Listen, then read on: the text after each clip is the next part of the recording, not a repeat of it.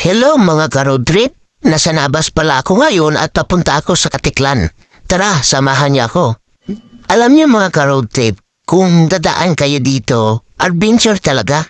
Kasi maraming paakyat at liko-likong daan. Kaya kung dadaan kayo dito, ingat-ingatan tayo mga ka-road trip.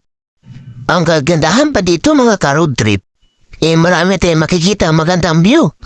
May bundok at dagat na makikita natin. Iba talaga ang ganda ng Aklan. At ayan, pababa na tayo mga ka-road trip. At konting biyahe na lang, makakarating na tayo sa bayan ng Malay. At bago tayo makarating sa bayan ng Malay, madadaanan muna natin yung Katiklan Airport.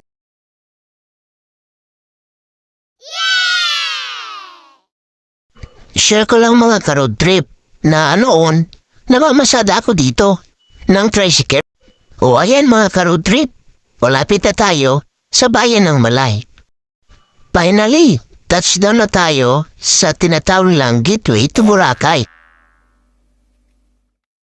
Andito na tayo sa Katiklan. Marami talaga ang nakukompuse na akala nila yung Katiklan ay bayan na.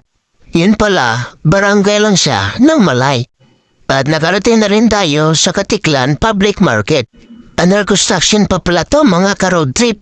Pero marami pa rin ditong dumadayo ng mga negosyante tuwing market day. Pati pa nga yung mga taga-Romblon tumatawid dito para mamili. So yun lang mga ka-road trip.